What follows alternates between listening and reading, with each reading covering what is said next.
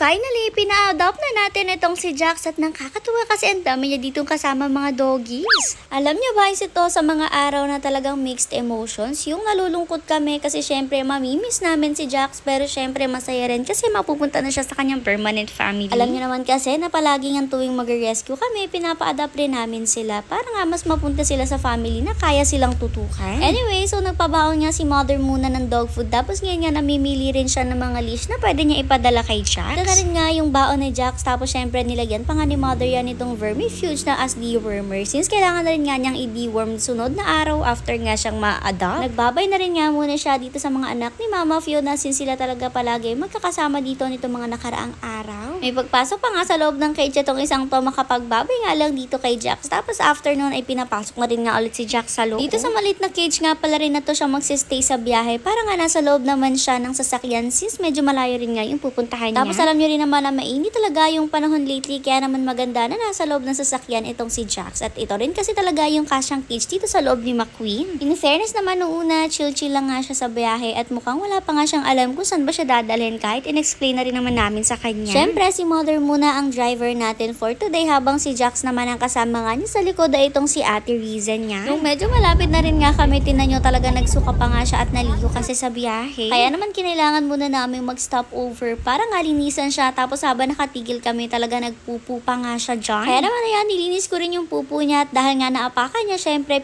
punasan ko rin nga yung paa niya na nakaapak ng pupu. Nilinis na rin nga ni mother yung tray na pansalo sa ilalim since meron na nga yung suka tapos meron na pa rin pupu. Tapos eto nga nagwiwi siya habang nililinis ni mother yun. Eto na nga nung makarating na kami finally, una na nga inilabas ni mother yung mga pabaon niya para kay Jax. Tapos eto na nga, binigay na rin nga niya yung lahat kay ate. Tapos in-explain na rin nga niya yung dewormer since marunong din naman si ate talaga na mag-deworm ng mga doggies. After niya mayabot yung mga pabaon, saka nga niya kinuha itong si Jax na talagang ayaw pa nga lumabas ng cage kaya kinailangan pa ni mother hilahin ng konti. For the lakad pa rin nga tayo ng konti para nga makapunta tayo doon sa pinakabahay nila na pagsistayan niya palagi. Pagdating nga namin dito sa bahay nila, tingnan nyo talagang sinalubong nga agad kami nitong isang doggy nila at etong doggy nga daw pala na to ay may lahi. Yun nga lang, medyo takot pa nga talaga siya since mabait naman daw talaga itong doggy na to. Medyo matatakotin nga lang din talaga or siguro nga nabigla sa atin. Nagulat naman kami kasi may mga napakaliliit na puppy dito at anak nga daw siya nitong isang to pero hindi nga po siya ang ina. Etong isang doggy na sumalubong sa atin, siya nga daw po yung ama pero yung ina ay nandito nga sa may bakuran nila. Nakakatuwa kasi sa kanya nakakuha talaga ng itsura itong mga puppies kasi ito nga po yung ina nila o diba ang layo naman. Pero dito nga sa bakuran nila, andito nga po lahat ng mga doggies nila at nakakatuwa rin naman sila kasi talagang sumalubong sila sa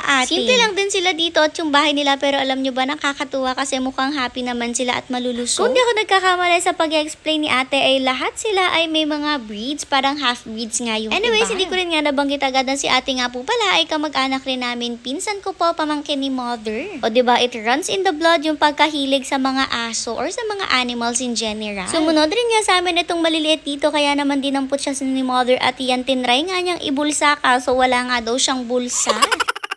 O diba ibubulsa na nga daw sana niya para nga daw may uwi niya dahil nga ang cute-cute daw nitong puppy na ito since apakaliit nga niya. Sabi ko nga siguro dahil yung itsura niya nagmana sa kanyang ama tapos yung size niya nagmana naman sa kanyang mama. Tinry rin nga ni mother na paamuhin itong kanyang father para nga syempre mahawak-hawakan niya pero ayaw nga niya at lumalayo kaya hindi na siya pinili. Naloko naman kami dito sa mga puppies na to kasi tingnan nyo para sila mga ibon na nakahapon dyan. Kapag nga kasi yung kanilang fur parent ay pumupunta doon sa may bakuran, ayan sumisilip nga sila tapos tingnan nyo yung pagsilip nakahapon talagang ganyan. As in literal na nakasabi talaga siya since yung kamay niya lang or yung mga paa niya sa harap yung nakasabi tapos yung kanya mga paa sa likod ay nakalaylay lang talaga.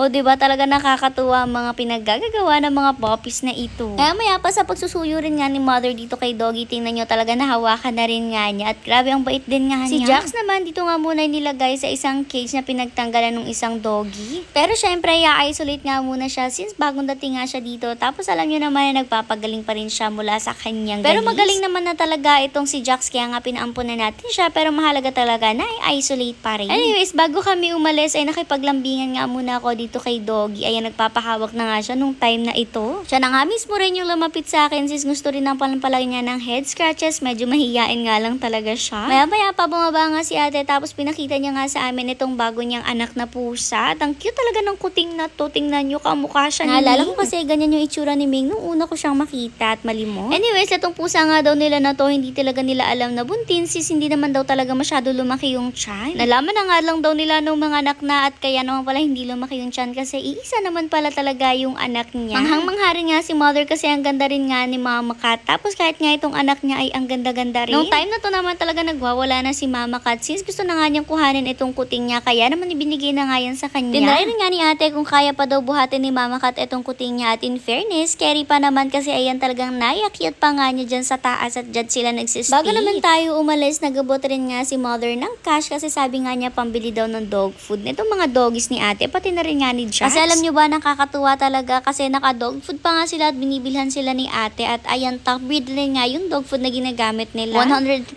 sure naman kami at kampante kami na maaalagaan si Jax dito ng maayos at magiging masaya yung buhay niya. Since ito mga doggies nga pala na to araw-araw ay pinalalabas rin nga daw nila at sa labas rin sila nagpapot. Tapos syempre dun sila naglalaro-laro sa may gubatan tapos nag-enjoy rin nga sila.